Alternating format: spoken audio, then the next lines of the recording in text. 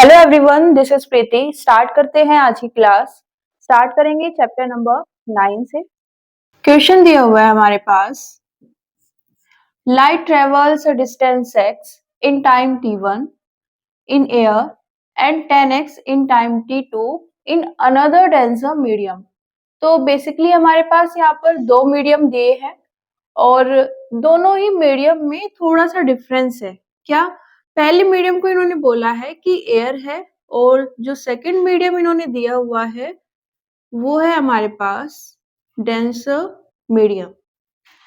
अब जब ये एयर की बात कर रहे हैं तो इनके अकॉर्डिंग लाइट एक्स डिस्टेंस को कवर करती है t1 टाइम में। ओके, बात करें डेंसर मीडियम की तो यहाँ पर 10x डिस्टेंस कवर करती है लाइट t2 टाइम में। Okay, what is the critical angle for this medium? तो हमें क्रिटिकल एंगल फाइंड करना है फॉर दिस मीडियम। किस मीडियम की बात कर रहे हैं? ये डेंसर मीडियम की।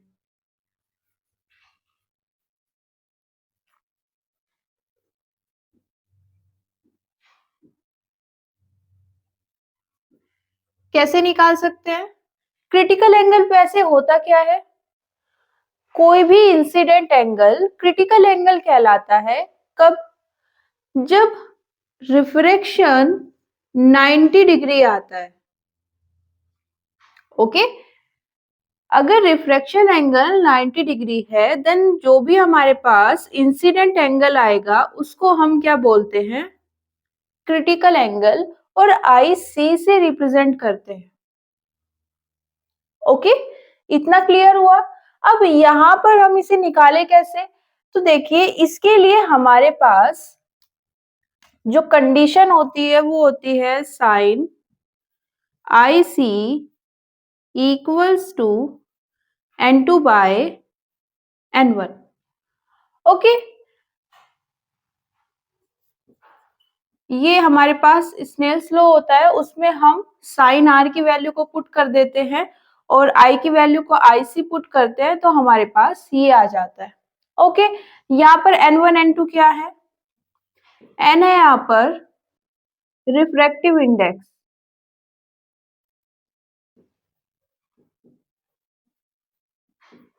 1 मतलब फर्स्ट मीडियम का और सेकंड मतलब सेकंड मीडियम का। ओके, अब यहाँ पर थोड़ा सा कंफ्यूजन क्रिएट होता है। कैसे? हमें कैसे पता चलेगा कि फर्स्ट मीडियम कौन है और सेकंड मीडियम कौन है? ये तो पता होना चाहिए ना, तभी हम आगे प्रोसीड कर सकते हैं। तो इसके लिए पहले ये देखते हैं क्रिटिकल एंगल किसके लिए निकालना है? डेंसर मीडियम के लिए। और क्रिटिकल एंगल ही क्या होता है? Incident angle. और इंसिडेंट एंगल जिस भी मीडियम में होगा वही हमारा फर्स्ट मीडियम होता है हमेशा। ओके, तो फर्स्ट मीडियम कौन सा होगा जिसमें इंसिडेंट एंगल या फिर क्रिटिकल एंगल हमें मिलेगा? तो हम डेंसर मीडियम को चाहे जहां पर भी कंसीडर करें, ऐसा होता है ना कि हम एक ये लाइन ड्रॉ करते हैं। ओके, और ये हमारे पास नॉर्मल हो जाता है। अब एक मीडियम तो हमारा ऊपर बन जाता है ना, और एक मीडियम हमारा नीचे बन जाता है। जनरली हम नीचे वाले को सेकंड ले लेते हैं, ऊपर वाले को फर्स्ट। अब यहाँ पर हमारे पास फर्स्ट मीडियम कौन सा होगा? डेंसर मीडियम होगा। ओके, और सेकंड मीडियम जो कि इन्होंने दिया है एयर, ओके, उसको लेंगे। तो क्या करते हैं, वैसे तो आपकी मर्जी है, आप ऊपर डेंसर ले सकते हो और नीचे एयर, बट ऊपर हम एयर ले लेते हैं। ऐसा क्यों किया?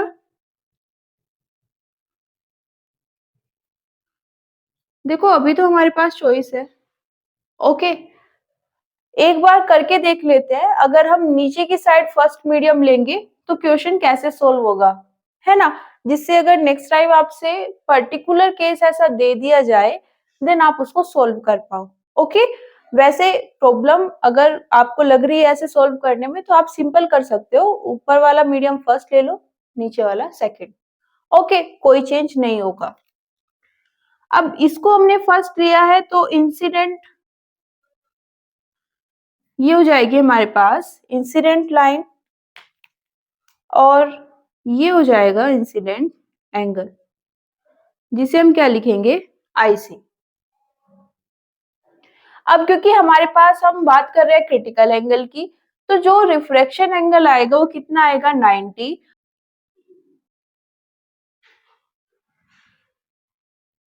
ओके, ये हमारे पास यहाँ पर नॉर्मल है।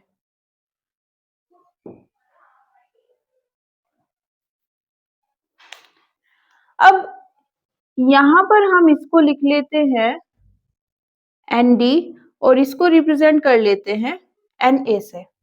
ओके, तो अकॉर्डिंग टू डायग्राम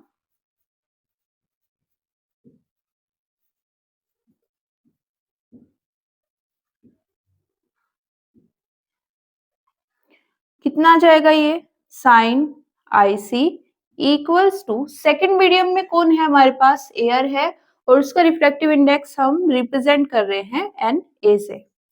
और फर्स्ट मीडियम में हमारे पास क्या है, एक डेंसर मीडियम है, इसको हम एन डी से रिप्रेजेंट करेंगे। Okay, N A N D हमने क्यों लिया है, ताकि हम फर्स्ट और सेकंड में कंफ्यूज ना हो।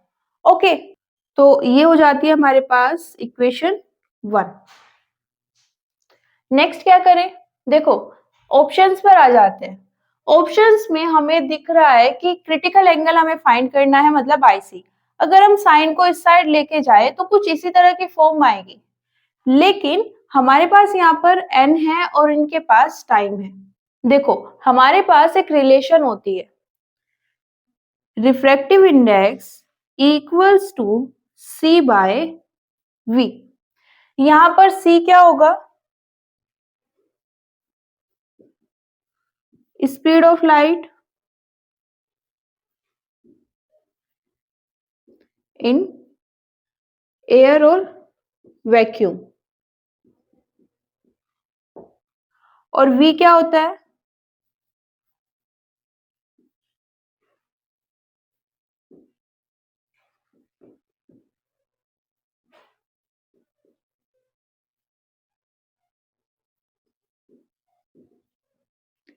एयर, या फिर जहां एयर भी नहीं है उसको हम क्या बोल देते हैं, वैक्यूम।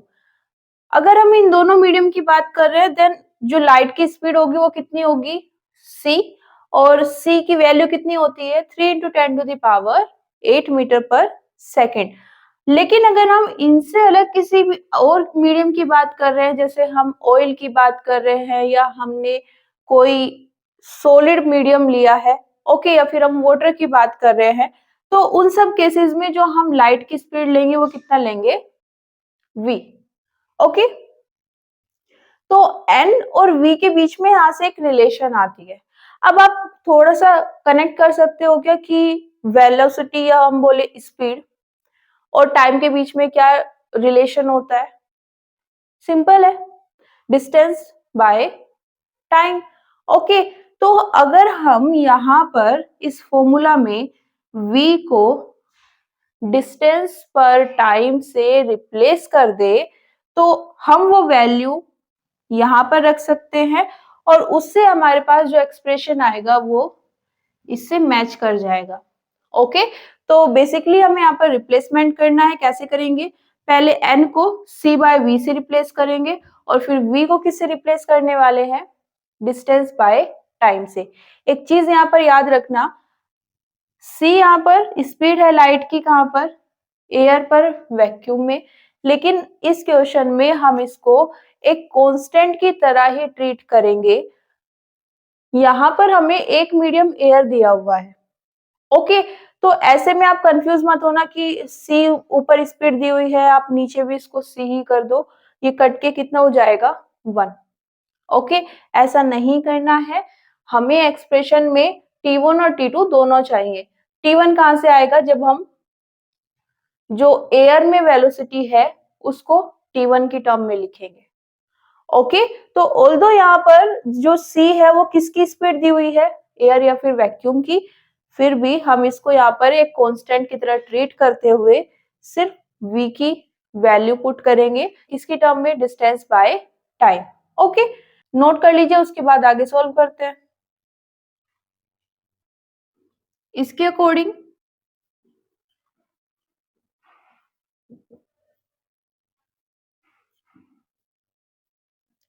एयर के लिए हम क्या लिख सकते हैं,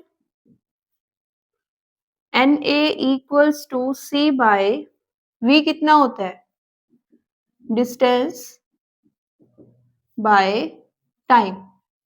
ओके, तो यहाँ पर डिस्टेंस कितनी है एयर के लिए, x है, और टाइम कितना है t1, तो ये कितना आ जाएगा x बाय t1, उसको हम क्या लिख सकते हैं, CTy by x। For denser medium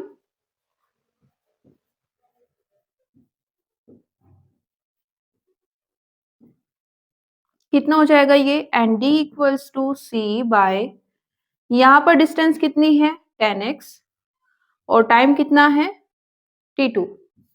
okay, क्या करेंगे, इन दोनों वैल्यूज को किस में पुट करेंगे, इक्वेशन नंबर 1 में। ओके, कितना आएगा यहां से,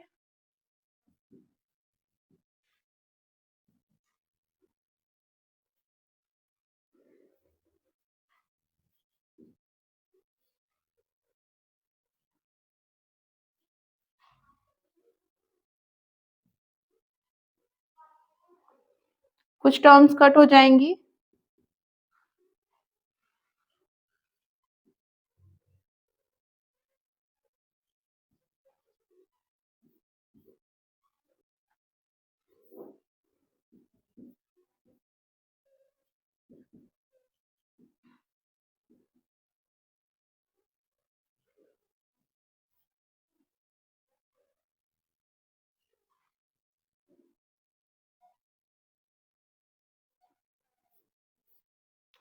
तो ये हमारे पास आ जाएगा आंसर। ओके, इसको नोट कर लीजिए, कौन सा ऑप्शन करेक्ट है,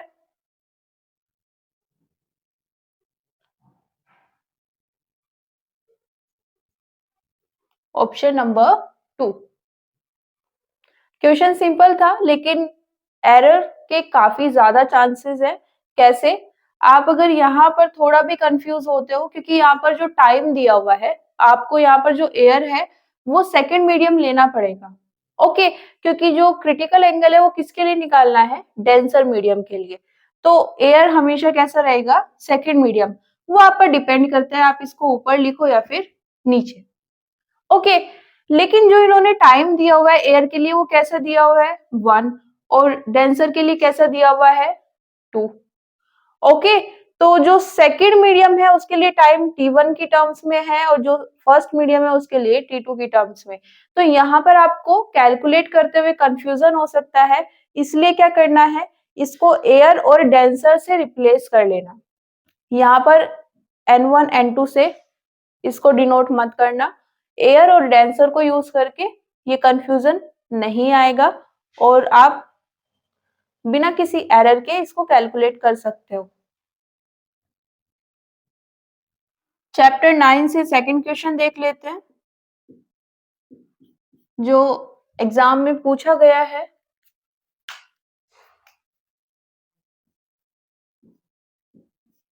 Two thin lenses are of same focal length f, but one is convex and the other one is concave। तो हमारे पास दो लेंस हैं और दोनों की फोकल लेंथ सेम है। When they are placed in contact with each other, the equivalent focal length of the combination will be।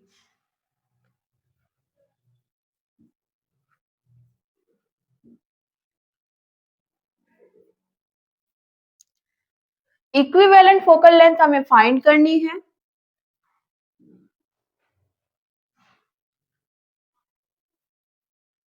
जो हमारे पास कॉन्वेक्स लेंस है उसकी फोकल लेंथ कितनी दी हुई है, f, और जो कॉनकेव लेंस है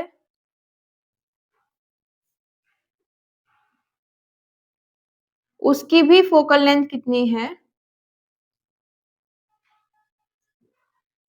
f।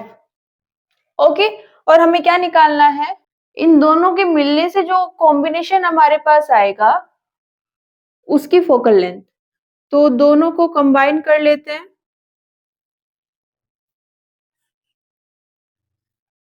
कुछ इस तरह का बन जाएगा ये। ओके, और इस पूरे के लिए जो हमारे पास फोकल लेंथ आएगी उसको हम क्या बोलेंगे? Equivalent focal length. ओके, और यही हमें फाइंड करनी है। अब इसके लिए हमारे पास फॉर्मूला होता है।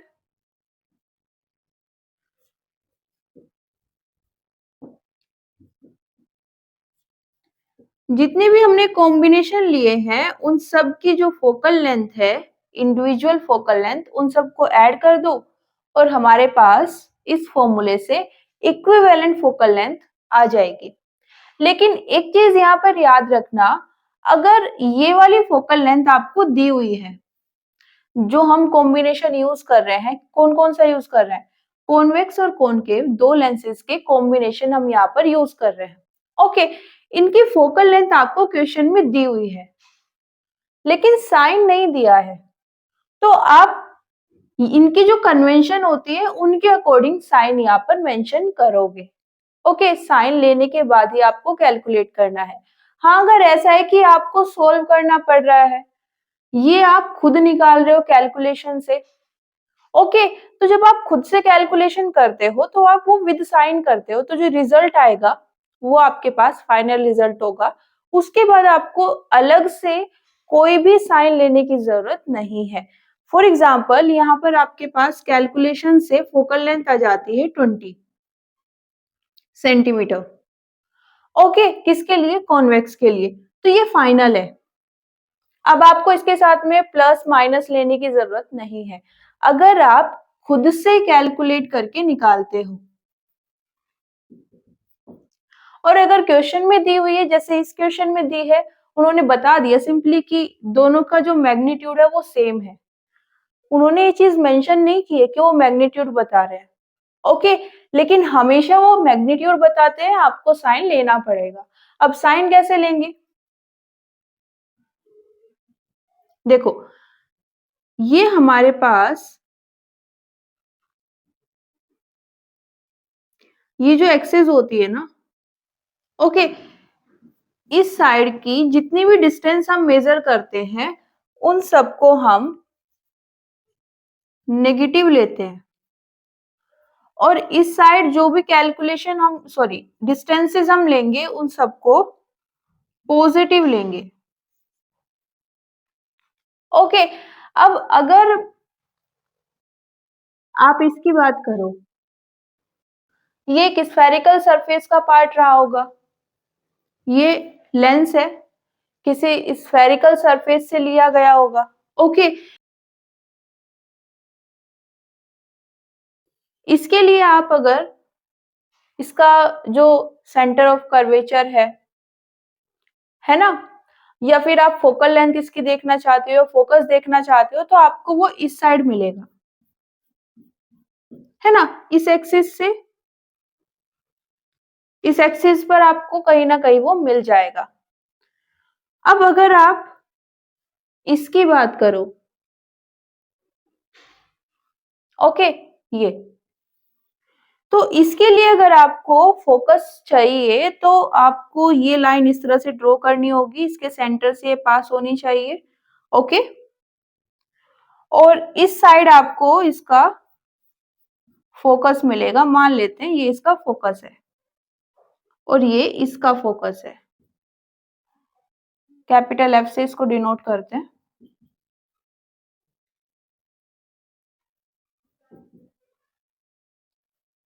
ओके, अब मैं यहाँ पर ये चीज क्यों डिस्कस कर रही हूँ, वो इसलिए क्योंकि हम ना जब कॉन्वेक्स लेंस लेते हैं तो फोकल लेंथ हमेशा पॉजिटिव लेते हैं, और जब कॉनकेव लेंस लेते हैं तो फोकल लेंथ हमेशा नेगेटिव लेते हैं। ऐसा क्यों होता है? क्योंकि देखो, ये हमारे पास लेंस है, दोनों साइड इसकी सेम है, मतलब दोनों का सेम साइज है, ऐसा मान सकते हो कि सेम स्फेरिकल सरफेस से दोनों को लिया गया होगा, है ना। तो ओवरऑल जो इनकी रेडियस आएगी वो भी सेम होगी। ओके, अब यहाँ पर हम ये वाली जो फर्स्ट सरफेस आती है इसके फोकस पॉइंट को कंसीडर करते हैं। इतना तो हमें पता है कि जब हमारे पास लेंस है उसमें दो सरफेस है तो हमारे पास दो फोकस आएंगे, एक इसके लिए और एक इसके लिए। अब दोनों में से कौन सा लेना है, क्योंकि हमें साइन चाहिए, तो जो पहले है हम उसके फोकस पॉइंट को लेते हैं और उसी का साइन लेते हैं। अब देखो इसका फोकस पॉइंट आपको कहाँ मिलेगा, इस साइड, है ना। आप इस तरह से डिस्टेंस मेजर करोगे, यहाँ पर आपको ऑप्टिकल सेंटर होता है, उससे आप सारी डिस्टेंसेस मेजर करते हो इस डायरेक्शन में। कैसी आएगी, पॉजिटिव। वही अगर इसकी बात करें, इसकी फर्स्ट सरफेस कौन सी है, ये वाली। ओके, मान लेते हैं ये इसका ऑप्टिकल सेंटर है। अब इसका फोकस कहाँ पर आएगा, मान लेते हैं ये है, इस सरफेस के लिए तो इसी साइड मिलेगा। ओके, तो आप यहां से ये डिस्टेंस मेजर करोगे इस डायरेक्शन में, तो ये आप नेगेटिव लोगे। ओके, तो अगर आप डायरेक्टली याद रख सकते हो अच्छी बात है। ओके, लेकिन अगर थोड़ा सा वहां पर थॉट प्रोसेस कर लोगे, है ना, मतलब थोड़ा सा ऐड कर लोगे पोर्शन कि अच्छा हम फर्स्ट सरफेस के अकॉर्डिंग लेते हैं, तो एग्जाम टाइम पे कंफ्यूजन की वजह से एरर होने के चांसेस कम हो जाते हैं। ओके, तो यहाँ पर आपके पास इस तरह से एक वे होता है कि आप साइन को याद रख सको। ओके, यहाँ पर जैसे हम बात कर रहे हैं, हम जब इसकी बात करेंगे, ये कैसा है, कॉन्वेक्स। इसकी कौन सी फोकल लेंथ हम लेंगे, जो इस सरफेस की होगी, और ये कैसी आएगी, प्लस एफ। ओके, जब हम इसकी बात करेंगे तो इसकी फर्स्ट सरफेस कौन सी होगी, ये वाली। ओके, और इसके लिए फोकल लेंथ कैसी आएगी, माइनस एफ। लिख लेते हैं इसको, यहाँ पर कॉन्वेक्स के लिए कर लेते हैं और इसके लिए इसको कॉनकेव के लिए।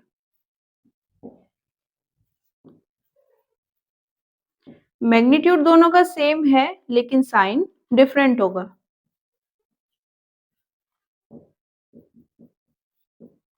अब इनको यहाँ पर पुट करेंगे,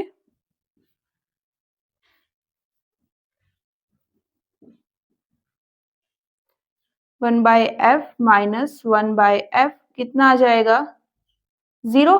one by F equals to 0 आया है,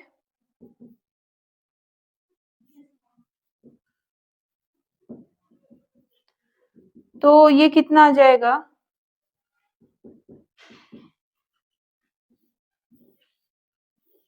इनफाइनाइट। ओके, और इनफाइनाइट आने का मतलब है ऑप्शन 2 करेक्ट है। ओके, इसको नोट कर लीजिए। नेक्स्ट क्वेश्चन है हमारे पास, in the figure shown here what is the equivalent focal length of the combination of lenses, assume that all layers are thin। यहाँ पर भी हमें क्या निकालनी है, focal length, equivalent focal length, है ना। अभी एक क्वेश्चन किया है हमने, उसमें भी सेम चीज थी, लेकिन थोड़ा सा डिफरेंस है। क्या डिफरेंस है, वहां पर हमारे पास कॉन्वेक्स और कॉनकेव दो लेंस थे, उन दोनों को उन्होंने कंबाइन किया और वो हमसे क्या पूछ रहे थे, जो हमारे पास रिजल्टेंट शेप आई, है ना, उसकी फोकल लेंथ। साथ में उन्होंने हमें दी हुई भी थी कि जो कॉन्वेक्स है और जो कॉनकेव है दोनों की इंडिविजुअली जो फोकल लेंथ है। अब हमारे पास इन्होंने ये कॉम्बिनेशन दिया है। ओके, और इनमें से किसी की भी फोकल लेंथ उन्होंने हमें नहीं दी है, तो क्या करना होगा, हमारे पास यहाँ पर अगर हम इन सबको सेपरेट करें कितनी शेप आ जाएगी, एक शेप ये होगी, ओके।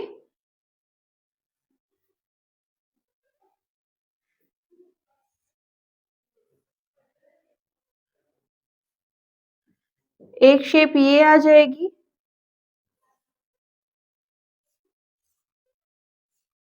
और एक शेप ये होगी।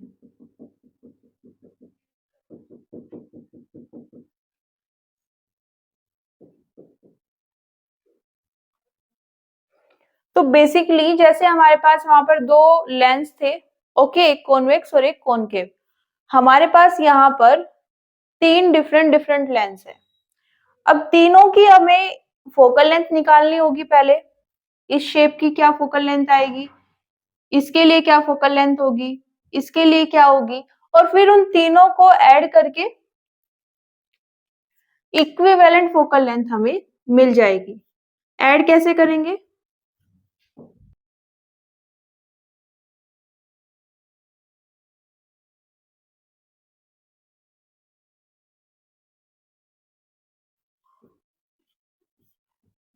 इसके अकॉर्डिंग ऐड कर लेंगे, ओके। F1 हम इसकी फोकल लेंथ को बोल देते हैं, इसके लिए जो आएगी वो F2 होगी, और इसके लिए F3। तो हम इन तीनों को पहले फाइंड करना होगा। अब एक और बात, यहाँ पर हमें साइन लेने की जरूरत नहीं है, क्योंकि हम यहाँ पर खुद कैलकुलेट करने वाले हैं। कैलकुलेशन में ही हम साइन को ऐड कर लेंगे, ओके। और जो फाइनल आंसर आएगा उसमें फिर हम अगेन कोई भी साइन कन्वेंशन यूज नहीं करेंगे, ओके। तो यहाँ से जो हमें फाइनल रिजल्ट मिलेगा उसको हम एज इट इज यहाँ पर पुट करेंगे। अब क्वेश्चन आता है कि ये सब कैसे निकालें। देखो यहाँ पर ऑब्जेक्ट कहाँ पर रखा है, इमेज कहाँ पर बनी है, ये तो हमें दिया नहीं है ना। क्या दिया हुआ है, हमें रेडियस दी हुई है, साथ में रिफ्रैक्टिव इंडेक्स दिए हुए हैं। इन दोनों के कॉम्बिनेशन वाला कोई एक्सप्रेशन है हमारे पास?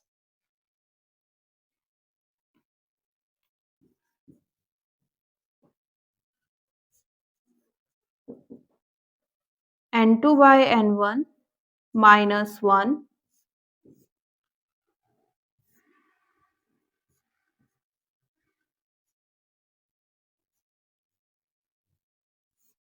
ये है हमारे पास एक्सप्रेशन, ओके।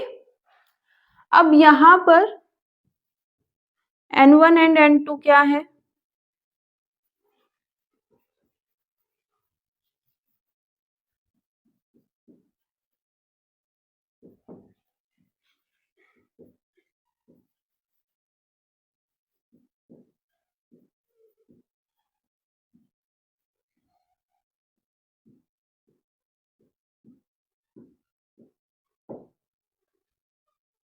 ओके, R1 और R2 कैसे लोगे?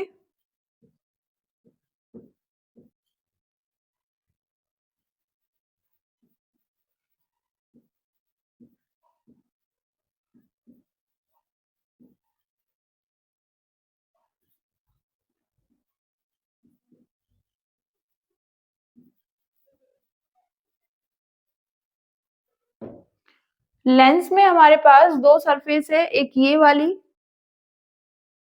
ओके, और एक ये वाली। वैसे ही इसमें भी दो है और इसमें भी दो है। फर्स्ट की जो रेडियस होगी उसको हम R1 से डिनोट करेंगे, और जो सेकंड वाली होगी उसको R2। सेम प्रोसेस तीनों के लिए यूज करेंगे, ओके। तो अब जल्दी से देख लेते हैं। 4 F1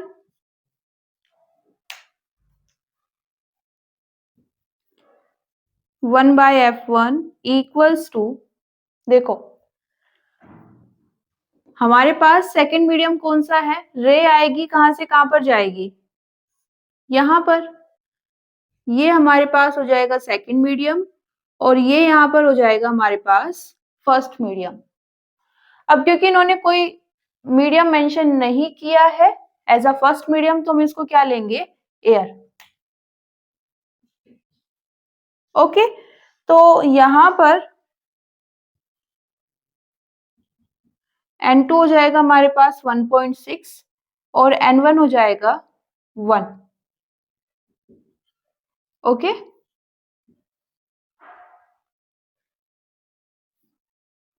1.6 बाय 1 माइनस 1। इनकी बात कर लेते हैं। देखो ये एक प्लेन सरफेस है। ओके, कर्वेचर हम ऐसी सरफेस को मानते हैं जिसमें रेडियस होती है। ओके, जैसे हम एक बड़ा सा सर्कल ले ले, है ना, मतलब बेसिकली एक ऐसी सरफेस जो थोड़ी कर्व टाइप है ना, थोड़ी बेंड हो रही है, ऐसी सरफेस। और अगर हम प्रॉपर सर्कल को देखें तो उसकी एक रेडियस होती है ना। तो कोई भी हमारे पास क्लोज्ड सरफेस है उसकी रेडियस होगी। लेकिन अगर हम एक इतना बड़ा सर्कल ले ले जिसका छोटा सा पोर्शन एग्जैक्टली एक प्लेन की तरह दिखाई दे, दैट्स मीन उसकी जो रेडियस होगी वो कैसी होगी, इनफाइनाइट। मतलब वो बहुत बड़ा सर्कल रहा होगा, इतना बड़ा कि हम उसके छोटे से पोर्शन को अगर ले तो वो लगभग कैसा आता है, एक स्ट्रेट लाइन। देखो ये हमारे पास सर्कल है, हम इतना सा पोर्शन इसका कंसीडर करें तो थोड़ा सा कर्विकल दिखाई देगा, इसको हम स्ट्रेट लाइन नहीं मान सकते। ये स्ट्रेट लाइन है, इसमें और इसमें थोड़ा डिफरेंस दिख रहा है। ओके, अगर हम रेडियस को बढ़ाते जाए तो हमारे पास एक ऐसा सर्कल आ सकता है जिसका ये छोटा सा पोर्शन एक स्ट्रेट लाइन की तरह होगा। ओके, तो इसके लिए हमारे पास जो रेडियस आएगी वो कैसी होगी, इनफाइनाइट। तो यहाँ पर हमारे पास R1 कैसी है, इनफाइनाइट, माइनस R2 ये वाली शेप, इसकी इन्होंने रेडियस हमें दी हुई है 20 सेंटीमीटर, लेकिन साइन भी लेना है। ये है ना 20 सेंटीमीटर, इसकी अगर हम फोकल लेंथ मेजर करें या फोकस पॉइंट निकाले किस साइड आएगा, इस साइड।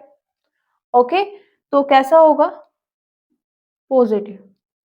देखो ये कन्वेंशन होती है, चैप्टर के स्टार्टिंग में ये आपको कन्वेंशन मिल जाएगी। ये पॉजिटिव होगा तो minus sign as it is रहेगा।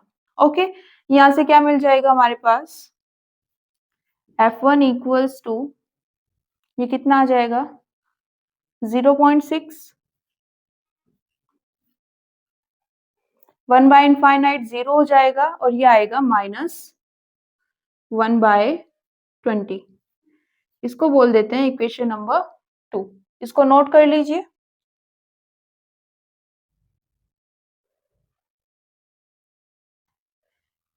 इसके लिए देख लेते हैं सेम फॉर्मूला।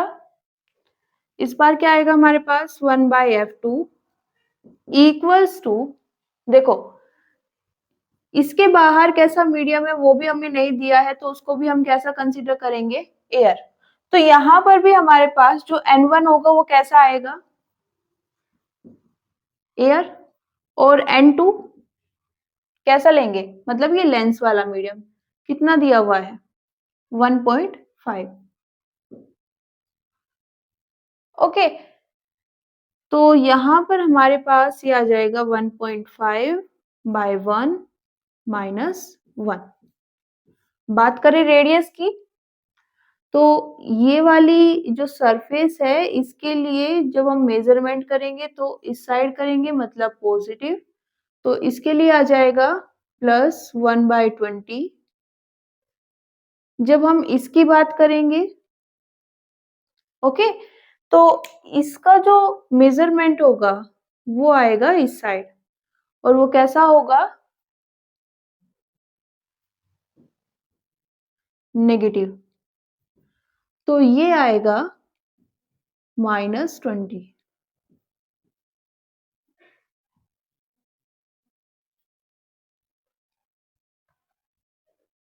ओके, थोड़ा सा सोल्व कर लेते हैं इसको, कितना आ जाएगा 1/F2 इक्वल्स टू 0.5 और ये कितना होगा 1/20, माइनस माइनस प्लस हो जाएगा, प्लस 1/20, तो ये आ जाएगा 2/20 लिख सकते हैं या फिर 1/10। ओके, ये हमारे पास इक्वेशन नंबर 3। जितनी भी सरफेस है उसमें कैसे लेना है कि ये हमारे पास जब इसके अंदर रे एंटर करेगी तो वो सेकंड मीडियम होगा और जो उसके बाहर का मीडियम होगा वो फर्स्ट। वैसे ही यहाँ पर जब रे इसके अंदर एंटर करेगी तो ये पूरा सेकंड मीडियम हो जाएगा और ये बाहर वाला फर्स्ट। सेम केस यहाँ पर होगा 1/f3 इक्वल्स टू यहाँ पर जो इसके बाहर वाला मीडियम है अगेन कैसा कंसीडर करेंगे एयर, तो N1 कितना होगा 1, इसके अंदर का N2 कितना दिया हुआ है 1.6। ओके, रे ऐसे एंटर करेगी ना तो बाहर कितना है 1 और अंदर 1.6। ओके, बात कर लेते हैं किसकी,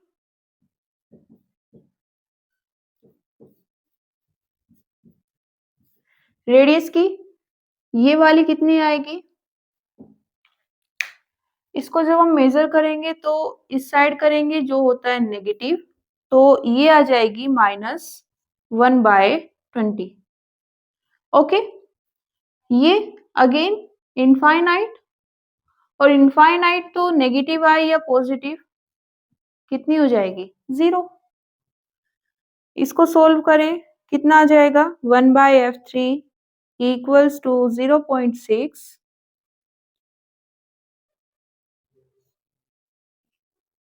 इक्वेशन नंबर 4।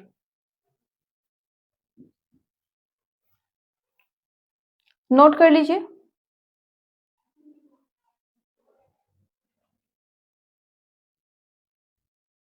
क्या करना है, सारी वैल्यूज को इसमें पुट कर देते हैं।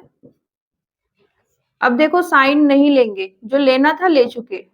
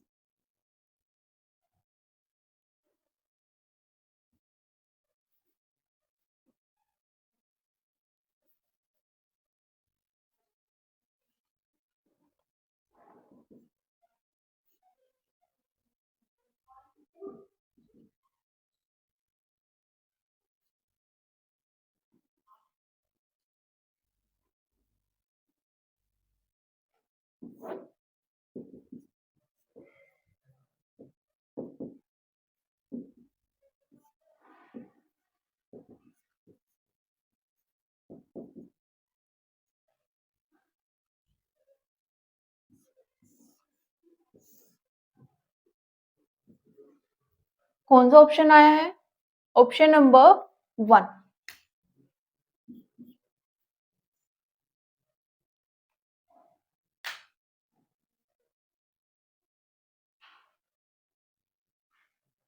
तो ये वाला क्वेश्चन और जो हमने इससे पहले किया था, दोनों में फाइनली हमें क्या निकालना है, इक्विवेलेंट फोकल लेंथ, लेकिन दोनों में अलग अलग तरीके से हम निकालेंगे। तो जो कंफ्यूजन पहले क्वेश्चन में हो सकता था वो इस क्वेश्चन से सॉल्व हो जाएगा। ओके, थैंक यू एवरीवन, मिलते हैं नेक्स्ट क्लास में। सी यू सून।